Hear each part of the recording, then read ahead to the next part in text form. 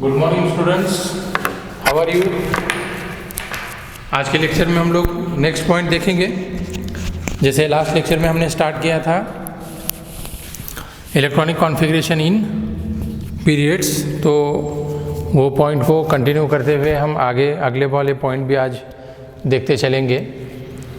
तो ध्यान से थोड़ा सा रिवाइज करते रहिए अपने अपने लेवल पे, ठीक है। और जितना ज़्यादा रिवीजन होगा उतना ही थोड़ा सा जो कहते हैं ना प्रेशर कम आएगा आप पे, ठीक है। तो हमने कल पीरियोडिक टेबल का जो पॉइंट है इलेक्ट्रॉनिक कॉन्फ़िगरेशन इन पीरियड्स, उसके अंदर में 4 पीरियड्स हमने देखे हुए हैं, है ना। 4th पीरियड तक। अब जैसे ही 5th पीरियड आएगा, ठीक है ना, तो 5th पीरियड में क्या होगा, फिर से नई शेल क्या होगी, ऐड होती जाएगी, है ना। 5th पीरियड में नई शेल ऐड होगी। अब यहाँ पे 5th पीरियड में number of electron extra add होंगे, वो कितने, 18, मतलब 18 एलिमेंट्स, न्यू एलिमेंट्स आएंगे। और अगरचे आप पीरियोडिक टेबल को अगरचे ठीक से देखो तो 5th पीरियड में नंबर ऑफ एलिमेंट्स कितने हैं, 18 एलिमेंट्स हैं। 5th पीरियड में नंबर ऑफ एलिमेंट्स कितने ऐड हो जाते हैं, 18। दैट मीन्स 18 और इलेक्ट्रॉन्स क्या करने हैं, हमें ऐड करने हैं, ठीक है ना। तो अब इसके अंदर में जो शेल आएगी तो वो कौन सी रहेगी, 5s, 5s, 5d और 5f आएगी, है ना। एडिशन होगा, ठीक है ना।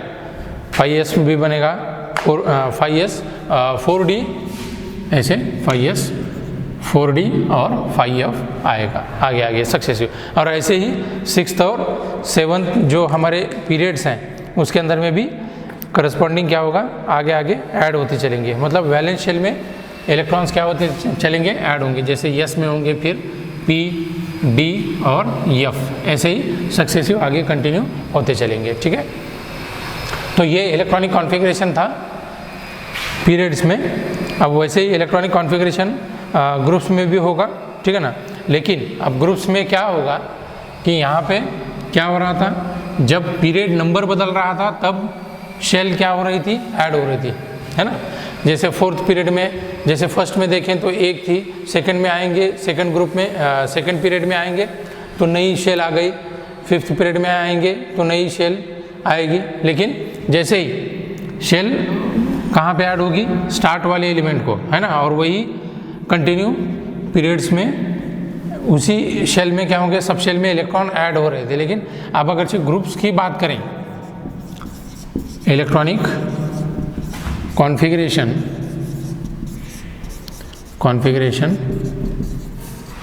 इन ग्रुप्स, ठीक है। तो अब ग्रुप्स के अंदर में इलेक्ट्रॉनिक कॉन्फ़िगरेशन अगर देखना है तो अब यहाँ पे क्या होगा कि हम ग्रुप्स किसको कहते हैं, वर्टिकल कॉलम्स को ग्रुप्स कहते हैं, है ना।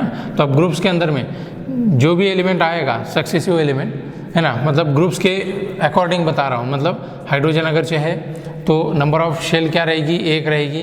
फिर उसके बाद में लिथियम आएगा तो नंबर ऑफ शेल 2 हो जाएंगे, है ना।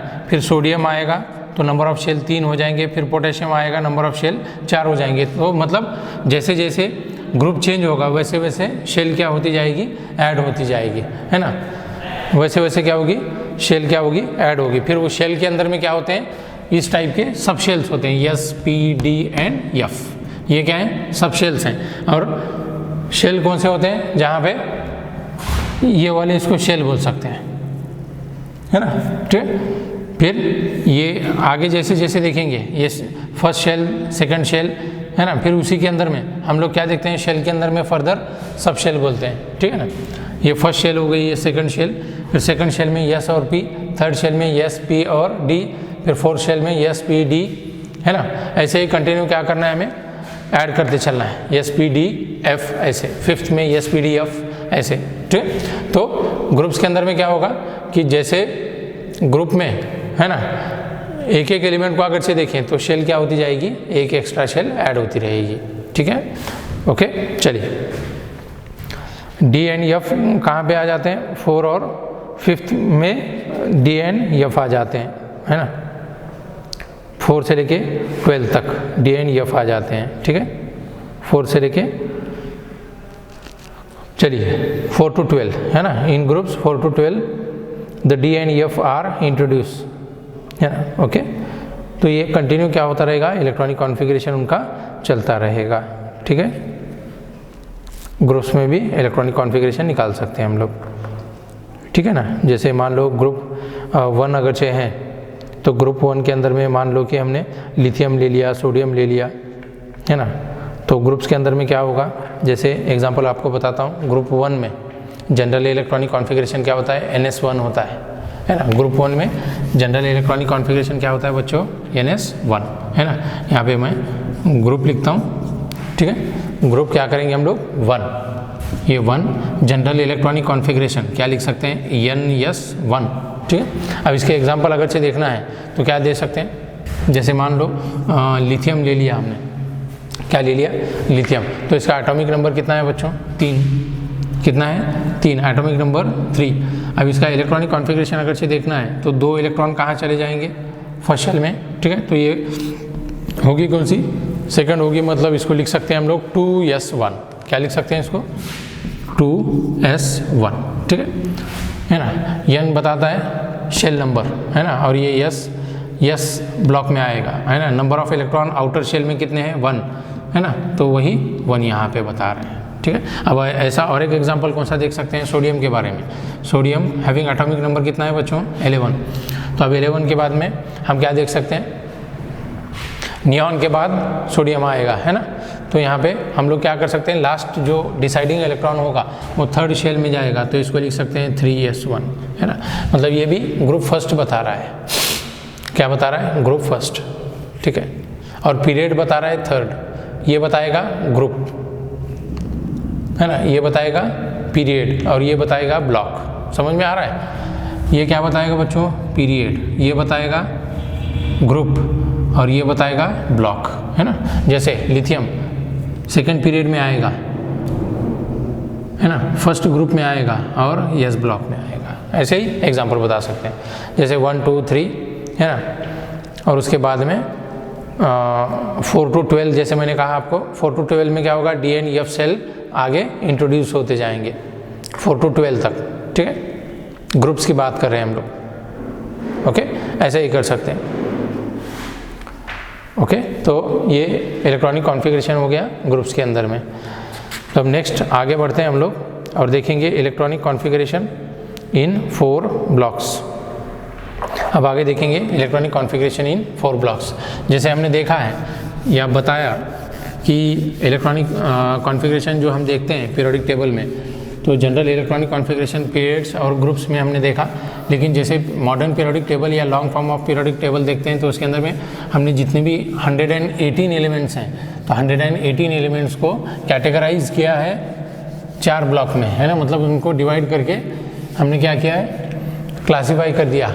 ठीक है, तो वो कितने ब्लॉक में आते हैं, 4 ब्लॉक में आते हैं, है ना। कितने ब्लॉक्स आते हैं, 4 ब्लॉक्स आते हैं। ठीक है, तो ब्लॉक्स को मैंने आपको पहले भी बताया, 4 ब्लॉक्स होते हैं पीरियोडिक टेबल में। कितने, 4 ब्लॉक्स, जिसमें 118 एलिमेंट्स क्या हो जाते हैं, डिस्ट्रीब्यूट हो जाते हैं। तो 4 ब्लॉक कौन से होंगे, एक होगा यस ब्लॉक, ठीक है, एक होगा यस, फिर आएगा पी ब्लॉक, फिर आएगा डी ब्लॉक, ठीक है, और आएगा एफ ब्लॉक। तो ये 4 ब्लॉक आ जाते हैं, है ना। तो यस ब्लॉक कहाँ होता है, at the extreme left side, at the extreme left side में होता है। ठीक है, जिसके अंदर में नंबर ऑफ ग्रुप्स आते हैं 2। कितने ग्रुप्स आएंगे, 2। अब पी ब्लॉक जो होता है पीरियोडिक टेबल के एक्सट्रीम राइट साइड में होता है, जिसके अंदर में, है ना, यहाँ पे ग्रुप 1 एंड क्या आएंगे, 2, ग्रुप 1 एंड 2 आएंगे। फिर उसके बाद में पी ब्लॉक में आएंगे ग्रुप 13 to 18, 13 to 18, ये 13 to 18 ग्रुप्स आएंगे फ्रॉम नंबर 13 से लेकर 18 तक। और डी में आएंगे, क्या ले सकते हैं, 3 to कितना ले सकते हैं, 3 to 12, ठीक है, कितना ले सकते हैं, 3 to 12, ग्रुप नंबर 3 to 12, ठीक है। फिर उसके बाद में यह ब्लॉक जो आता है, तो यह ब्लॉक क्या करते हैं, पीरियोडिक टेबल के एकदम बॉटम में लिखते हैं, है ना। देखते हैं हम लोग कहाँ पे, बॉटम में, जहाँ पे 2 टाइप के सीरीज़ को हम स्टडी करते हैं। कितने टाइप, 2 टाइप, जिसमें से एक सीरीज़ होती है लैंथेनाइड सीरीज़ और सेकेंड सीरीज़ होती है lanthanides and actinide series second वाली, ठीक है, जो कि वो एलिमेंट्स कहाँ पे होते हैं, कहाँ पे, 6th पीरियड से नीचे जो बॉटम में लिखा हुआ है पहले वाली सीरीज़, तो उसको लैंथेनाइड सीरीज़ कहेंगे। और उसी में से, है ना, आगे जो देखते हैं हम लोग, एक 6th पीरियड से आती है, ठीक है, एक कहाँ से आएगी, 6th पीरियड से, और एक आएगी 7th पीरियड से, है ना। तो 6th पीरियड से जो आएगी वो लैंथेनाइड रहेगी, 7th पीरियड से जो आएगी वो एक्टिनाइड सीरीज रहेगी, तो वो ये ब्लॉक में आएंगे। यहाँ पे क्या होते हैं, सीरीज होते हैं, सीरीज कौन से, लैंथेनॉइड्स, लैंथेनॉइड्स, और कौन से होते हैं, एक्टिनाइड्स, एक्टिनाइड्स, ठीक है। तो ये बाकी की बाद में चीज़ें हम लोग देख सकते हैं, लैंथेनाइड सीरीज़, एक्टिनाइड सीरीज़, ठीक है। तो सीरीज़ होते हैं जिसको हम आगे आगे देखते चलेंगे, ठीक है, ठीक है, लैंथेनाइड्स एंड एक्टिनाइड्स, ओके। चलिए, तो ये हो गए 4 ब्लॉक पीरियोडिक टेबल में, ओके। अब आगे देखते हैं कि यस ब्लॉक में इलेक्ट्रॉनिक कॉन्फ़िगरेशन क्या होगा, है ना। यस ब्लॉक में इलेक्ट्रॉनिक कॉन्फ़िगरेशन हम जनरल लिख सकते हैं। अब यस ब्लॉक अगर से देखें फर्स्ट ब्लॉक का इलेक्ट्रॉनिक कॉन्फ़िगरेशन, तो यस ब्लॉक के अंदर में इलेक्ट्रॉनिक कॉन्फ़िगरेशन लिख सकते हैं NS1 to 2, मतलब नंबर ऑफ इलेक्ट्रॉन मैक्सिमम कितने आएंगे यस ब्लॉक में, 2, है ना, मैक्सिमम कितने, 2, 1 से लेकर 2, ठीक है, ओके। कम से कम 1 होगा और ज़्यादा से ज़्यादा कितने होंगे, 2 होंगे। तो इसलिए जनरल इलेक्ट्रॉनिक कॉन्फ़िगरेशन 1 to 2, और n क्या बताता है ना, शेल नंबर बताता है ना। फर्स्ट शेल में कितने रहेंगे, 1 से लेकर 2 तक, मतलब मैक्सिमम 2 ही कैरी करेगा वो, ठीक है। तो यस ब्लॉक रहेगा। ग्रुप 1 and 2, अगर ग्रुप 1 में का एलिमेंट अगर से है, ग्रुप 1 का एलिमेंट अगर से कोई है तो उसको लिख सकते हैं हम लोग कैसे, NS1, है ना। और अगर से ग्रुप 2 में का है तो इसको लिख सकते हैं NS2। तो इसको कंबाइन करके क्या लिखा है हमने, NS1 to 2, ठीक है। चलिए नेक्स्ट, अब आएगा P ब्लॉक।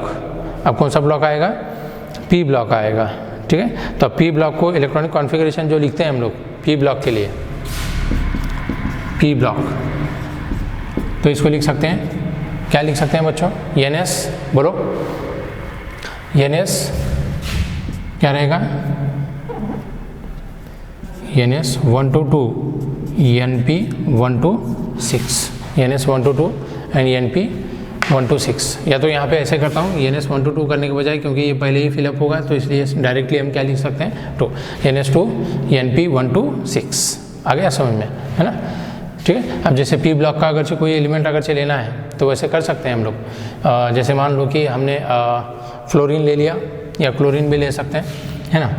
तो फ्लोरीन अगर से लेंगे तो एटॉमिक नंबर रहेगा 9, तो इसका इलेक्ट्रॉनिक कॉन्फ़िगरेशन हम यहाँ लिख सकते हैं। ऐसे 9 इलेक्ट्रॉन्स हैं, तो इसको लिख सकते हैं, है ना, NS2, हाँ, NP क्या रहेगा, 7 रहेगा, है ना। तो यहाँ पे लिख सकते हैं हम लोग कैसे, यहाँ पे ये 2, और ये यहाँ पे भी N क्या लिख सकते हैं, 2 लिख सकते हैं, ठीक है।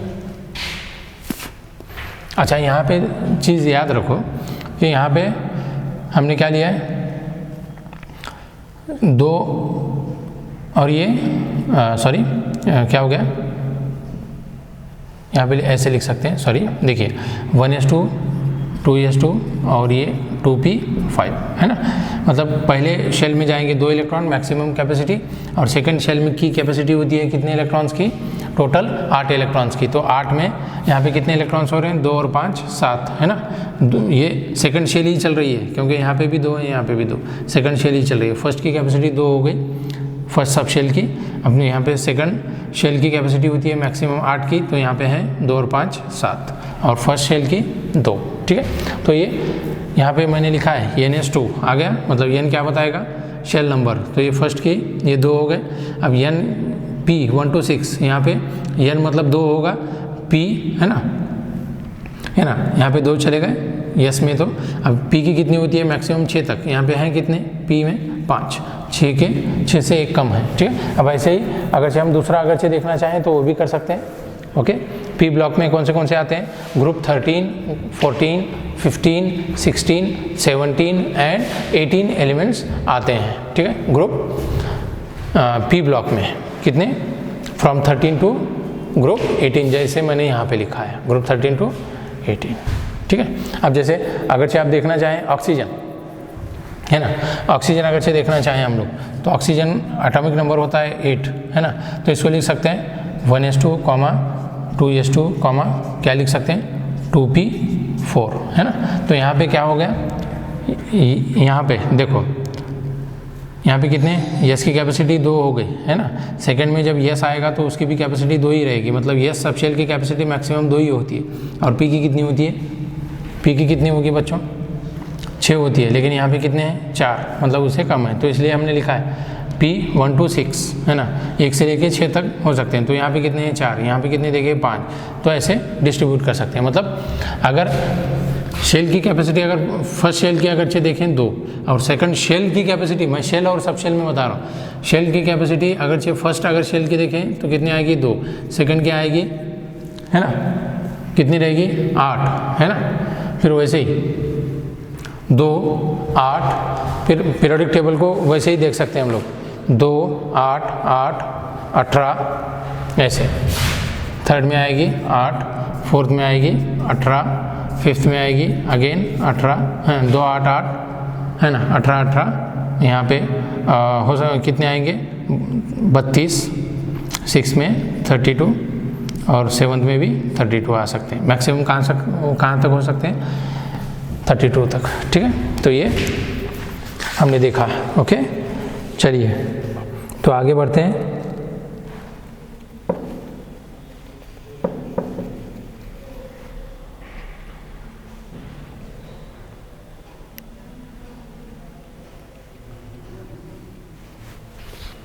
ठीक है, तो ऐसे ही 2, 8, 8, 18, 18, 32, यहाँ पे भी 32, ठीक है, ऐसे, ओके। तो ये एलिमेंट्स हो जाएंगे, ओके, चलेगा, ऐसी कैपेसिटी होती जाएगी। तो अब नेक्स्ट देखते हैं, ये पी ब्लॉक हो गया हमारा, फिर उसी के साथ साथ हमारा क्या होगा डी ब्लॉक होगा, क्या होगा डी ब्लॉक। अब डी ब्लॉक के अंदर में जो एलिमेंट्स आएंगे, है ना, तो अब डी ब्लॉक के अंदर में जो भी एलिमेंट्स आएंगे, तो डी ब्लॉक के अंदर में जो एलिमेंट्स आते हैं तो उनका लास्ट इलेक्ट्रॉन, डिसाइडिंग इलेक्ट्रॉन कहाँ पे एंटर करता है, डी ब्लॉक में या डी सबशेल में एंटर करता है। डी ब्लॉक में जितने भी एलिमेंट्स आते हैं बच्चों, तो उनका जो एलिमेंट्स का जो लास्ट इलेक्ट्रॉन होता है तो वो कौन से शेल में, सबशेल में एंटर करता है, डी सबशेल में, इसीलिए उनको डी ब्लॉक में रखा गया है।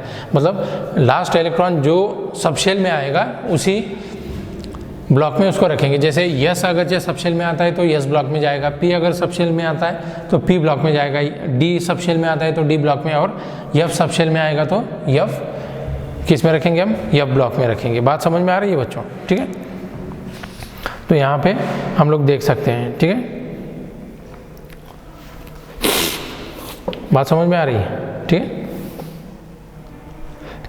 जैसे मान लो हमने क्रोमियम देख लिया, तो एटॉमिक नंबर कितना होता है 24, एटॉमिक नंबर कितना होता है 24, और उसका इलेक्ट्रॉनिक कॉन्फ़िगरेशन कैसे लिख सकते हैं, मान लो ये Cr एटॉमिक नंबर 24, ठीक है, एटॉमिक नंबर कितना 24। अब इसका इलेक्ट्रॉनिक कॉन्फ़िगरेशन लिखेंगे हम लोग, तो क्या लिख सकते हैं 4s1 3d5,